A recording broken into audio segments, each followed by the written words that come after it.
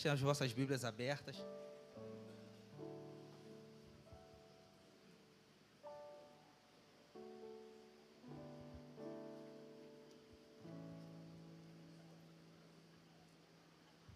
Queridos irmãos, essa mensagem é uma passagem bem conhecida dos irmãos. Acredito que a maioria dos irmãos que estão aqui nesta manhã já leram essa passagem. Irei trazer aqui essa mensagem para os irmãos, uma mensagem bem simples e objetiva. Mas antes de falarmos sobre essa mensagem, gostaria de agradecer a Deus primeiramente pela oportunidade. Gostaria de agradecer também ao pastor também pelo convite. E gostaria de agradecer a todos os irmãos que oram por mim, que oram pela minha esposa. E agradeço, louvo a Deus também pela vida da minha esposa. Infelizmente ela não pôde estar aqui, teve um compromisso. Mas amém. A gente vai ver aqui em Josué no capítulo 1, a gente vai observar algo meio inusitado acontecendo aqui na vida de Josué neste momento. Mas antes de falarmos aqui de Josué no capítulo 1, eu gostaria de trazer para os irmãos, voltar 120 anos atrás, antes de chegar nesse período, para a gente poder entender um pouco do que está acontecendo aqui nesse momento em Josué, capítulo 1. É porque muitas das vezes a gente pega um texto e às vezes a gente começa a falar do texto, mas a gente não traz, às vezes a gente acaba esquecendo de trazer o que aconteceu lá atrás, para que a gente possa entender o que está acontecendo ali naquele momento. Então, para a gente poder entender um pouco do que está acontecendo ali naquele momento, vou voltar, que os irmãos me permitam voltar 120 anos atrás, antes desse episódio. O que aconteceu há 120 anos atrás, antes desse episódio? Vou falar para os irmãos de uma forma bem simples e rápida para a gente chegar aqui e para a gente poder abordar os versos aqui a qual foi lido. A gente vai ver que há 120 anos atrás, a gente vai ver que quando o povo de Israel está dentro do Egito, né, Jacó com toda a sua família, a gente sabe que Jacó teve o nome mudado para Israel, e a gente vai ver que ali a família de Israel, a família de Jacó vai começar a crescer. A gente vai ver ali em Êxodo 1, a Bíblia nos diz que ali o povo começa a crescer grandemente, de uma forma absurda. E a gente vai ver ali que o novo faraó que se levanta, ele não conhece José, ele não dá a mínima para as obras que José fez. Mas enfim, a gente vai ver ali que quando o povo de Israel estava crescendo, ele vai vir com algumas coisas meio ruins. Começa a oprimir mais o povo, começa a fazer os trabalhos mais difíceis para o povo, e o povo ali começa a sofrer um pouco a consequência ali daquele novo rei agora, daquele novo faraó que estava ali no comando do Egito. Pois bem, ele vendo que o povo de Israel estava crescendo e com receio daquele povo um dia se voltar contra ele, o que ele vai tramar agora? Ele pede para as parteiras, para que quando nascessem os filhos das hebreias, homem, para que matasse os meninos, não deixasse viver. Tinha essa ordem lá no Egito, para que matasse todas as crianças do sexo masculino. Mas quando nascesse do sexo feminino, para que deixasse viva a criança. Enfim, a gente vai ver que essa ordem foi descumprida pelas mulheres, pelas parteiras. E a gente vai ver que elas deixou as crianças com vida. E nisso que as crianças permaneceram com vida, a gente vai ver que ali há um desacato à ordem daquele faraó daquela época. Pois bem, a gente vai ver que daquela família, de todas aquelas famílias que estavam ali, do povo de Israel, que estava dentro do Egito, a gente vai ver que tinha ali uma mulher que teve um filho por nome chamado Moisés. E a gente vai ver que ela, ao ver o menino, vê que é um menino formoso, um menino belo, e ela esconde, a Bíblia nos diz que ela vai esconder a criança por 3 meses. Mas depois dos 3 meses, o que ela vai fazer? Coloca o menino dentro de um cesto, a história todos nós já conhecemos, coloca betume naquele cesto para que a água não viesse entrar dentro do cesto, e bota a criança dentro do rio. E joga a criança ali bota a criança dentro do rio, dentro do cesto e põe ele dentro do rio. Pois bem, a gente conhece a história e vai ver que a filha de Faraó estava com as suas criadas, com as suas amas ali, e elas veem e presenciam aquele cesto, pegam aquele cesto, traz para a filha de Faraó, e a história a gente já sabe, ela pega a criança, cuida daquela criança, e a gente vai ver que aquela ordem do Faraó, que era para matar todas as crianças, a gente vai ver que agora o Faraó, ele teve que encarar aquilo que ele tinha feito, aquilo que ele tinha falado, que era para matar, e não matam as crianças. E agora a gente vai ver que um israelita agora está sendo criado dentro da casa do faraó. O que eu quero dizer com isso? Tem coisas que o diabo até fala, mas ele não consegue cumprir quando Deus está no comando. O faraó teve que presenciar uma criança crescendo dentro da sua casa, crescendo dentro do seu palácio. Viu a infância de Moisés, viu a adolescência de Moisés e viu a juventude de Moisés. Moisés, como nós sabemos, é criado ali na cultura egípcia. Moisés, a gente sabe que ele morreu com 120 anos de idade. E uma coisa interessante, que ele morre com 120 anos de idade, só que a gente consegue dividir esses 120 anos de Moisés em 3 períodos. Como assim em 3 períodos? A gente vai ver que os primeiros 40 anos de Moisés, ele foi criado ali dentro do Egito, dentro do palácio do Egito. E a gente vai ver ali que ele é criado ali na frente de Faraó, que ele é criado ali pela filha de Faraó. A gente vai ver também que Moisés, ele cresce na cultura egípcia, ele entende a cultura egípcia. Moisés é treinado para ser um novo Faraó, assim segundo traz os relatos de José. E a gente vai ver que ele é treinado para tudo isso. Chega até a ser general. E a gente vai ver que quando ele faz 40 anos de idade, a gente vai ver que ele vai visitar os seus irmãos.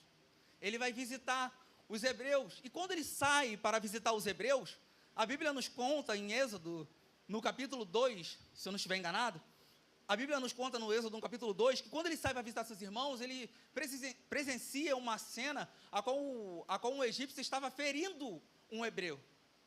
Pois bem, Moisés vê aquela cena, o que Moisés faz? Moisés mata o egípcio.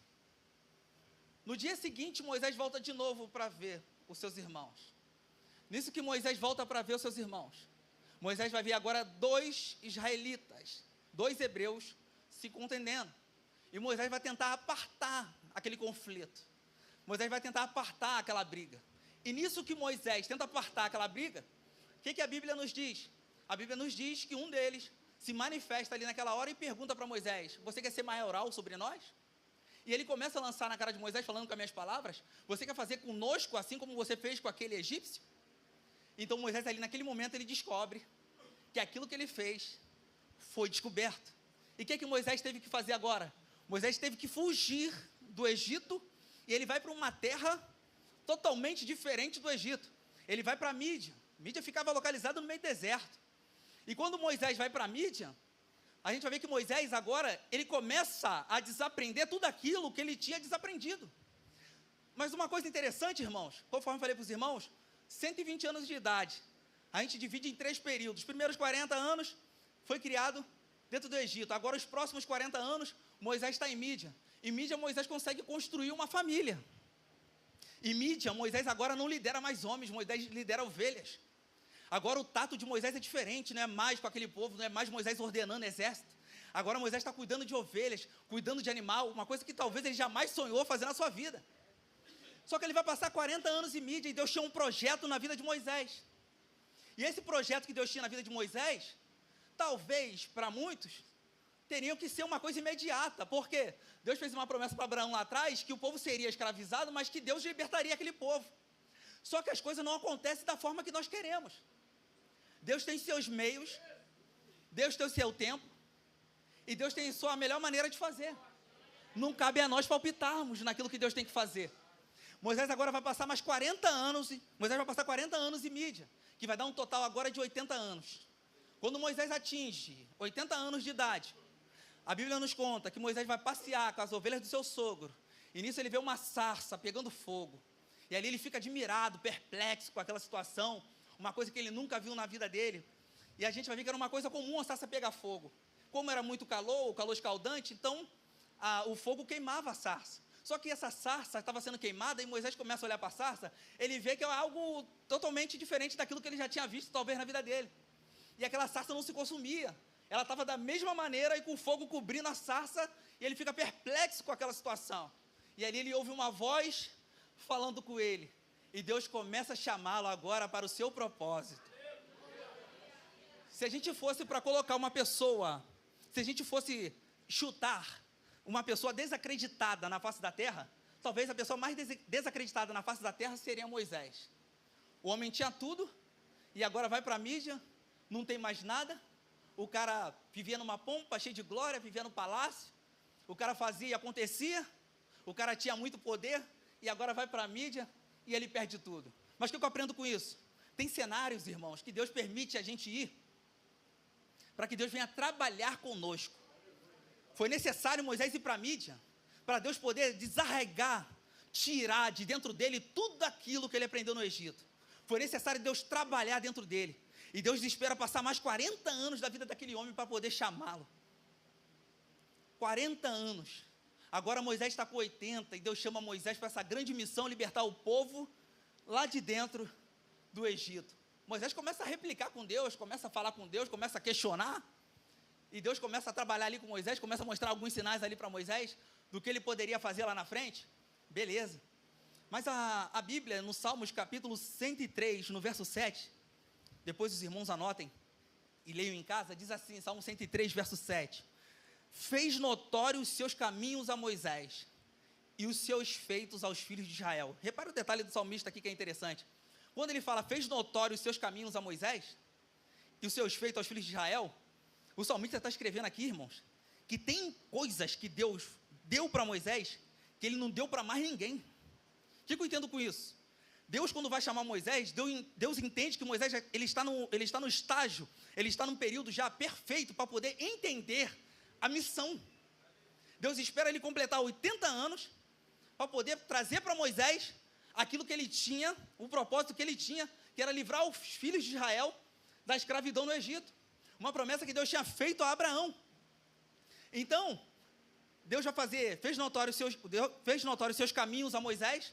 Ou seja, tem projetos que Deus mostrou para Moisés, que Deus não mostrou para o povo, porque o povo não estava preparado. E o que eu quero dizer com isso, irmãos? Em cima desse texto, tem coisas que Deus vai te mostrar, que Ele não vai mostrar para mim, porque talvez eu não tenha maturidade para entender aquele propósito. Então Deus mostra esse propósito para Moisés, mas os feitos Deus mostra para os filhos de Israel. O que são os feitos? Os feitos são os milagres.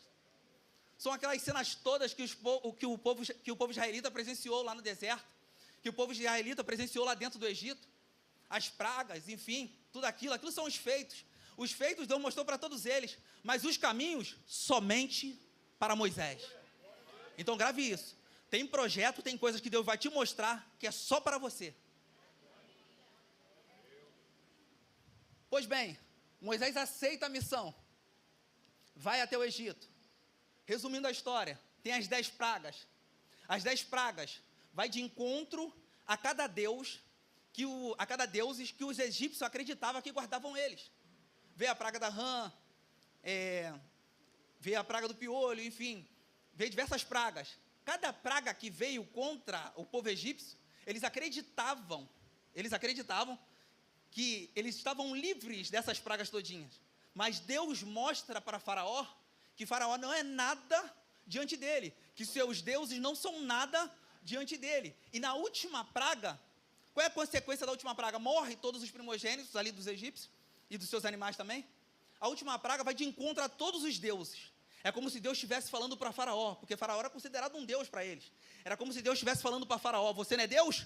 Então me para, Faraó. O povo é liberto do Egito. E nessa caminhada do Egito, a gente já sabe, Moisés vai passar mais 40 anos ali com o povo. E a gente vai para a última sequência de 40 anos de Moisés, para a gente entrar em Josué capítulo 1. Agora Moisés com 80 anos, liberta o povo do Egito, e agora Moisés está no deserto com o povo. A gente sabe que a caminhada seria em menos de um mês, eles iriam chegar na terra prometida, mas por causa da desobediência do povo, Deus permitiu que eles andassem em círculos ali. Mas o mesmo Deus que permitiu que eles andassem em círculos ali, era o mesmo Deus que estava guardando eles. Deus tratava eles igual um bebê, igual uma criancinha. Eles choravam pedindo água e estava lá Deus dando água. Eles choravam pedindo comida e estava lá Deus dando comida. Deus tratava eles como bebês. A gente vai ver que ele era um povo de altos e baixos no deserto. Era um povo que, ora, espiritualmente estava ótimo, estava excelente, mas tinha horas também que eles estavam numa decadência espiritual. E Moisés estava ali liderando aquele povo. Moisés não estava liderando 100 pessoas, 200 pessoas. Se Moisés estivesse liderando 100, 200 pessoas, seria moleza para ele. Mas Moisés estava liderando mais de 2 milhões de pessoas. E no deserto, não tinha ar-condicionado. Tinha chuva, tinha tempestade de areia, sol quente, frio à noite, enfim. Mas Moisés foi um grande líder, por sinal. Moisés foi um homem que aprendeu a amar o povo. E nesses últimos 40 anos de Moisés, quando Moisés vai libertar o povo do Egito, da escravidão do Egito, nessa caminhada dele pelo deserto, o que vai acontecer, irmãos? Moisés agora vai presenciar, na sua trajetória ali no deserto, uma pessoa que vai estar sempre o acompanhando. Moisés subia ao monte, estava Josué no pé do monte, esperando o seu líder. Moisés entrava dentro da tenda, estava Josué lá, na frente da tenda, esperando o seu líder. Então, o que eu aprendo com isso? Josué, ele começa a entrar no cenário, e ele começa a colar com Moisés. Josué, ele não cola com os rebeldes, ele cola com alguém espiritual. O que eu aprendo com isso, irmãos? O mal do nosso meio, o mal no meio evangélico de algumas pessoas, não generalizando, tem pessoas que querem colar com pessoas que não são espirituais. Tem pessoas, às vezes, que querem colar com pessoas que não têm nada para oferecer. Josué não, ele faz diferente, ele cola com alguém que ele sabe que vai aprender alguma coisa. Josué viu Deus trabalhando na vida de Moisés. Josué viu quando Moisés falava com Deus, Josué presenciou. Josué presenciou diversos feitos de Moisés e via Deus usando Moisés ali na frente do povo, em determinadas situações. Então Josué, ele cola com alguém espiritual. E o mal da geração de hoje é colar com pessoas que não são espirituais. Mano. Tem pessoas abrindo mão das coisas espirituais para viver as coisas terrenas. É errado você curtir alguma coisa terrena? Não. Mas o problema é quando você coloca essas coisas terrenas na frente das espirituais. O lazer é para você curtir mesmo. Tem que curtir, tem que sair, tem que ir para o shopping, para o cinema. Mas o problema é quando você coloca essas coisas em primeiro lugar e deixa o espiritual para trás. Mas enfim, aí Josué, ele anda com Moisés ali durante aqueles 40 anos, dos últimos 40 anos de Moisés ali, na frente do povo. O que vai acontecer, irmãos? Moisés, ele vai preparar um líder. Moisés vai morrer, mas antes de morrer, ele prepara um líder.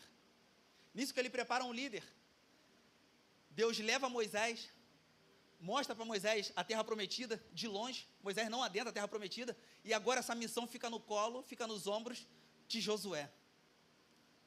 Moisés morre, Josué assume a liderança. Nisso que Josué assume a liderança, a Bíblia nos diz, no último capítulo de Deuteronômio, que eles entram no luto, no período de 30 dias. Só que em Josué, no capítulo 1, após a morte de Moisés, a gente vai ver que esse luto ainda continua na vida de Josué. Só que era costume deles fazer esse luto de 30 dias. Só que na vida de Josué, esse luto perdurou por mais alguns dias. E o que eu quero agora chamar nossa atenção? Mas antes de chamar nossa atenção, eu quero dar um tema para essa mensagem. O tema dessa mensagem é o cuidado e o amor de Deus com o seu líder. Vou repetir o tema. O cuidado e o amor de Deus com o seu líder. Eu tenho 18 minutos. Eu separei aqui 6 coisas para a gente poder trabalhar aqui nesta manhã. Vou tentar ser bem simples, bem objetivo, dentro de 17 minutos agora. Vamos lá. A primeira coisa que eu quero trabalhar com os irmãos aqui. Moisés morre, Josué assume a liderança, o luto ainda perdura dentro dele, ele fica lá cabisbaixo, desanimado. Qual é a primeira coisa que eu quero trabalhar com os irmãos? O recomeço. Essa é a primeira coisa que eu quero abordar aqui com os irmãos, o recomeço. Por que o recomeço? Moisés morre e agora se faz algo novo agora. Josué assume a liderança, é um novo líder. Está tendo uma transição de liderança em Israel. E Josué agora, ele estava vivendo uma nova fase. Agora ele não é mais liderado. Agora ele é o líder de Israel. Ele é o espelho de Israel. Ele é o cara que os adolescentes, as crianças, os jovens olhavam e falavam assim, pô, esse é o cara, esse foi o escolhido por Deus para substituir Moisés. Quando fala de substituir Moisés, ele não está substituindo qualquer pessoa não, irmão. Ele não está substituindo qualquer pessoa não, ele está substituindo um cara, um homem excepcional. Mas enfim, então essa primeira coisa que eu quero abordar com os irmãos é o recomeço. Era um momento agora de grande expectativa para Josué. Ele estava substituindo Moisés, agora a liderança estava em suas mãos, ele tinha que dar continuidade à obra que estava sendo feita por Moisés. Enfim, a gente vai ver que ele fica cabisbaixo, para baixo, e aí Deus começa a palestrar com ele. Aí vamos lá, falando sobre o recomeço a gente vai ver que é um ato de coragem. O recomeço, ele exige de nós sair da zona de conforto. Josué tinha que sair daquela zona, irmãos. Ele tinha que sair daquela zona e dar continuidade àquele trabalho, àquele projeto de Deus. Enfim, quando eu falo sair da zona de conforto, a Bíblia traz para a gente alguns exemplos de sair da zona de conforto. Quais são os exemplos? Trago 2 aqui para os irmãos. Em Gênesis 12, no verso 1, Deus vai chamar Abraão, e Deus fala para Abraão, abrir mão da sua terra natal, abrir mão da sua parentela e abrir mão da casa de seu pai, ou seja, abrir mão da sua família. Deus pega essas 3 coisas para Abraão. Não são 3 coisas simples não, irmão. São coisas difíceis. Abrir mão da parentela, da família e da terra natal, são coisas difíceis, irmão. E Deus pede essas 3 coisas para Abraão. Mas Deus tinha um projeto na vida de Abraão, mas Abraão tinha que sair dessa zona de conforto. Para o projeto ser feito, para o projeto ser prosseguido, ele precisava sair da zona de conforto. E ele ouve a voz de Deus atentamente, e ele faz a vontade de Deus. Ele faz a vontade de Deus e abre mão dessas 3 coisas. Ele sai da zona de conforto. Continuando. Uma outra passagem interessante, Mateus capítulo 14, do verso 25 ao 33, a Bíblia nos conta a história que os discípulos estavam dentro de um barco no mar, e Jesus agora começa a andar sobre o mar, resumindo a história, e nisso os discípulos ficam espantados, achando que era um fantasma. E nisso Jesus fala para eles ficarem calmos, que era ele, enfim. E os discípulos estavam no barco, e Pedro, tomando a frente dos discípulos, né, como sempre, Pedro, no momento, ele fala assim: Senhor, se é o Senhor mesmo, manda-me ir ter contigo. O que acontece? Pedro estava sentado dentro do barco, estava na sua zona de conforto. E Jesus fala para ele assim: vem, Pedro. E Pedro anda por sobre as águas. Só que repare bem, sair da zona do conforto e Deus falar que vai te garantir, não quer dizer que não vai faltar circunstâncias na sua vida. Por que eu estou falando isso? Tem pessoas que confundem às vezes: Deus me chamou para uma obra, para o trabalho. Chamou, mas vai ter circunstâncias. Pessoas que andam contigo podem te trair. Ventos que você nunca sofreu na sua vida pode vir contra a sua vida. Por que eu estou falando isso? Quando Jesus chama Pedro, Pedro vai até Jesus. Pedro tinha um objetivo. Quando ele começa a andar, ele estava caminhando bem, ele tinha um objetivo, ir até Jesus. Só que começa a ventar, e Pedro olha para onde? Para as circunstâncias. As circunstâncias fez Pedro afundar. Então, quando você sair da zona de conforto, quando Deus te chamar, as circunstâncias vão vir, mas não olhem para as circunstâncias, porque senão você pode afundar. Para a gente continuar, Pedro estava entre Jesus e estava entre os discípulos. Pedro chamou quem para ajudá-lo? Jesus. Não chamou os discípulos. Se os discípulos saíssem do barco para ajudar Pedro, provavelmente iriam morrer. Então Pedro chama quem? Aquele que poderia ajudá-lo. Então, quando você sair da zona de conforto, ver as circunstâncias sobre a sua vida, e você vê que está naufragando, não chame quem não pode te ajudar. Chame Jesus, que pode te ajudar a todo instante.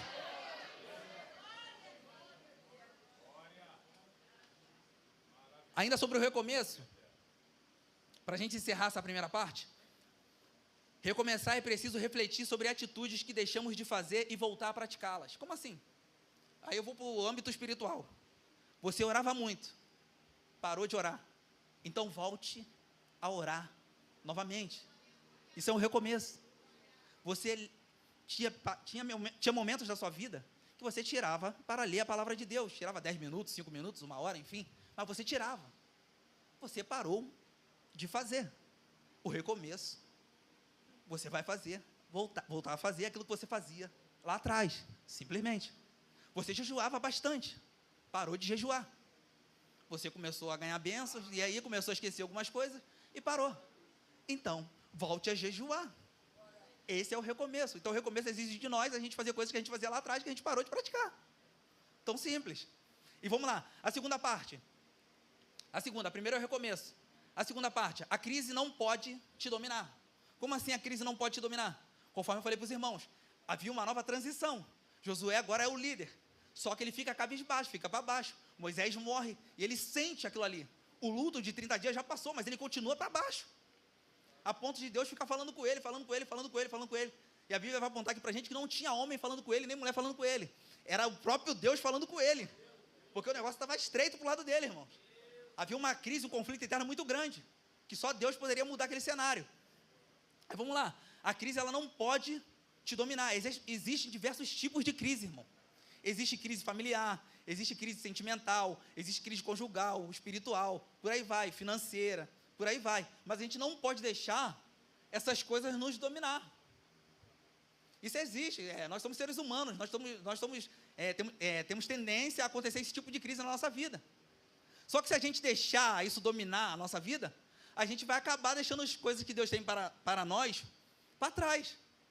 Então, há uma necessidade da gente não deixar a crise nos dominar. A terceira coisa que eu gostaria de trazer para os irmãos. A primeira foi sobre o recomeço. A segunda, sobre a vida de Josué. A crise não pode te dominar. A terceira, o despertar de Deus. Por que o despertar de Deus? Aí vamos ler aqui do verso 1 ao 4, Josué 1, do verso 1 ao 4 vai dizer assim, ó, logo depois da morte de Moisés, falou o Eterno a Josué, filho de Num, ministro de Moisés, e ordenou-lhe, Moisés, meu servo, morreu. Agora levanta-te, atravessa esse Jordão, tu e deste povo, para entrar na terra que estou prestes a entregar nas mãos dos israelitas. Todo lugar que a planta dos vossos pés pisarem, eu vos dou, como prometi a Moisés, desde o deserto e o Líbano até o grande rio Eufrates, toda a terra dos hititas até o mar grande, Mediterrâneo no oeste. Então a gente vai ver ali que Deus chama a atenção dele e Deus tenta despertá-lo, porque ele tinha uma missão, ele tinha que cumprir essa missão, ele sabia disso, mas ele tinha um receio muito grande. Por que um receio muito grande? Ele viu como o povo agiu com Moisés, irmãos. Agora ele estava assumindo o lugar de Moisés.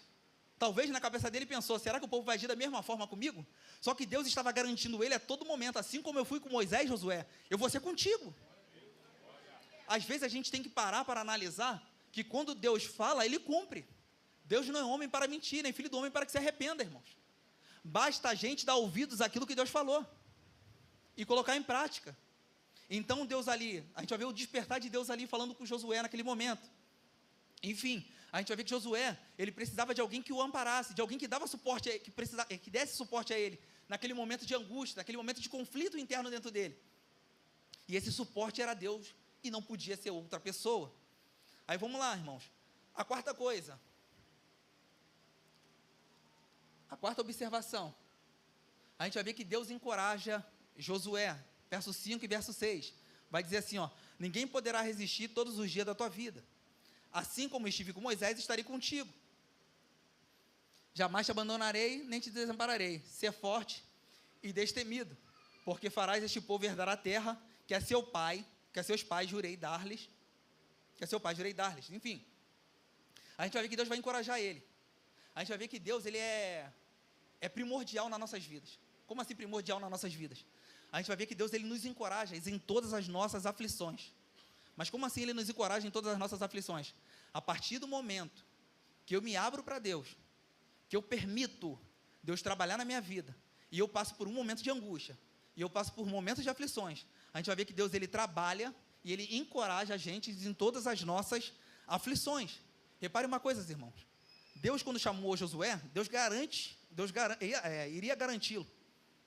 A gente vai reparar que a graça de Deus, Deus nunca vai te levar a um lugar onde a graça dele não pode te alcançar.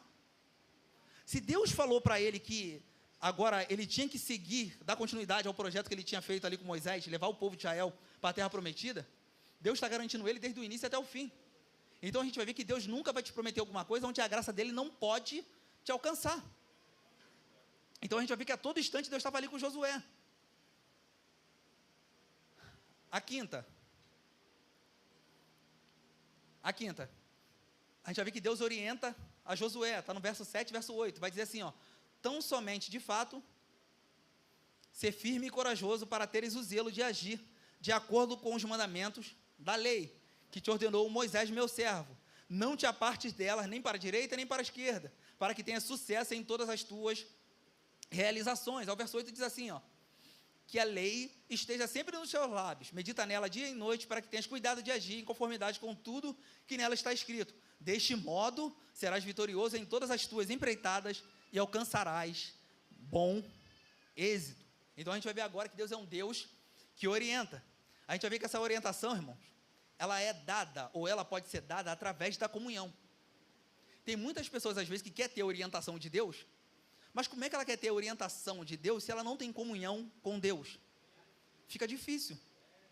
Então, para eu ter uma orientação de Deus sobre o momento que eu estou passando, há uma necessidade de eu ter comunhão com Deus, para Deus me orientar naquele momento que eu estou passando. E a gente vai ver que Josué, ele tinha comunhão com Deus. Imagina, ele estava em crise, mas ele tinha comunhão com Deus, era um momento difícil da vida dele. Conforme eu falei para os irmãos, todos nós passamos por crise na nossa vida, passamos por períodos difíceis. Então a gente vai ver que Deus orienta Josué, mas para ele ter essa orientação, havia uma necessidade de ter comunhão com Deus. Então, para nós termos orientações também sobre coisas que acontecem na nossa vida, há uma necessidade de nós termos comunhão com Deus. Mas uma coisa interessante que Deus fala para ele, não se apartar dos seus lábios o livro da lei, pede para ele meditar nela dia e de noite. Quando Deus pede isso para Josué, Deus está querendo passar para Josué a seguinte coisa, é que quando nós deixamos a palavra de Deus de lado, a gente perde alguns benefícios, mas quando a gente toma posse da palavra de Deus, a gente adquire alguns benefícios, que são sabedoria, ficamos mais próximos de Deus, a gente consegue ter mais compreensão da sua palavra, e outras coisas que Deus quer se manifestar a nós, enfim, então por isso Deus pede para ele, medita nessa lei de dia e de noite, Josué. Aí vamos lá, uma outra coisa que nos chama a nossa atenção, nesse Deus que orienta, a gente vai ver Deus orientando Josué a todo tempo, mas repare bem, irmãos, no verso 6, verso 7 e o verso 9, Deus vai repetir a mesma coisa 3 vezes, verso 6, verso 7 e verso 9, ele vai falar assim, ser forte e corajoso, e tenha bom ânimo, 3 vezes, ser forte, seja corajoso e tenha bom ânimo. Por que Deus repete isso 3 vezes para ele? Isso a gente vai ver que não é uma coisa comum Deus ficar repetindo, mas tinha um propósito nisso tudo. Qual é o propósito que Deus tinha ali, ao repetir tudo isso para ele? Deus estava querendo falar para Josué, se você parar, uma geração para. Conforme eu falei para os irmãos no início, Josué era o líder, ele era o espelho, ele era o reflexo para toda aquela multidão, e Deus fala para ele 3 vezes, ser forte e corajoso, e tenha bom ânimo. Deus está falando para Josué a todo instante, Josué, se você parar, uma geração para, Josué. Da mesma forma Deus fala para nós também, irmãos, nós somos, em algum lugar da nossa vida, nós temos algum tipo de liderança, seja na igreja, seja fora da igreja, seja na nossa própria vida. Como assim na nossa própria vida? A gente consegue liderar nossa mente, a gente consegue liderar nossos pensamentos, mas enfim, então, isso serve para nós também, irmãos, se a gente parar, uma geração para. O Pablo ministrou aqui, muito bem, antes de mim, me deixou até com vergonha de ministrar após ele, mas enfim, o Pablo está pregando, falando, o Pablo, quando ele prega, quando ele estava falando, muitas pessoas o olham e o admiram, pela sua eloquência, pela sua fala, pelo seu conhecimento, pela forma como Deus o usa. Imagina se o Pablo parar, muita gente vai parar. Por que muita gente vai parar? As pessoas vão falar, se o Pablo parou, se o Pablo não conseguiu, eu vou conseguir. Então, irmãos, a gente tem que ter isso em mente, se a gente parar, uma geração para. Se você parar, aqueles teus familiares que te olham, que te observam, que te admiram, pode parar também, irmãos. Então, se Josué parasse, uma geração poderia parar. Então, por isso, Deus chama a atenção dele 3 vezes. Josué, seja forte, seja corajoso e tenha bom ânimo. O 6 agora, para a gente poder encerrar. Como é que Josué conseguiu vencer os conflitos? E que os irmãos guardem isso. Simples. Josué, ele venceu o medo. Conforme eu falei para os irmãos, ele estava substituindo Moisés. Ele viu como Deus agia na vida de Moisés. E da mesma forma como ele viu Deus agindo na vida de Moisés, ele viu como o povo, em alguns momentos, tratava Moisés a ponto de querer matá-lo. Então, imagina a cabeça daquele jovem ali. Vão querer fazer a mesma coisa comigo, só que Deus já estava garantindo ele. Assim como eu fui com Moisés, eu serei contigo. E a gente vai ver que a trajetória de Josué foi um pouco diferente da trajetória de Moisés. Não teve tanto aquelas incidências do povo se voltar contra ele. Mas, enfim, como Josué conseguiu vencer os conflitos? Eu separei aqui algumas coisas para os irmãos e eu encerro. Faltam 2 minutos. A primeira, ele venceu o medo. Uma forma de vencer o conflito interno dentro dele. Ele venceu o medo. Aquele medo que rodava ele, que o sondava ali, de liderar o povo, ele vence esse medo. A segunda, ele enxergou o triunfo. Como assim enxergou um triunfo? Ele viu que o propósito de Deus, o projeto de Deus, era maior do que os empecilhos que poderiam surgir na vida dele.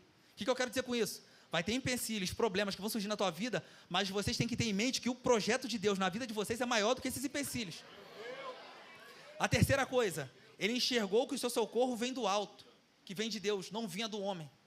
Isso é uma coisa que a gente tem que sempre tem que ter na nossa vida. Tem muitas pessoas, às vezes, que passam por dificuldades e quer falar das suas dificuldades para pessoas que não são espirituais. Tem pessoas que estão passando por dificuldades, ao invés de falar com Deus primeiro, ela fala com alguém primeiro. Então, Josué, ele enxergou o seu socorro, que veio da onde? Que vem do alto. E para a gente poder encerrar, eu deixo uma frase para os irmãos. As circunstâncias não podem nos parar. Mas eu abro um parênteses aqui. Ela só vai te parar se você deixar ela te dominar. Vou repetir. As circunstâncias, ela não tem poder de te parar. Elas só vão te parar se você deixar ela te dominar. Amém, irmãos? Agradeço aqui a oportunidade, a palma louva o Senhor.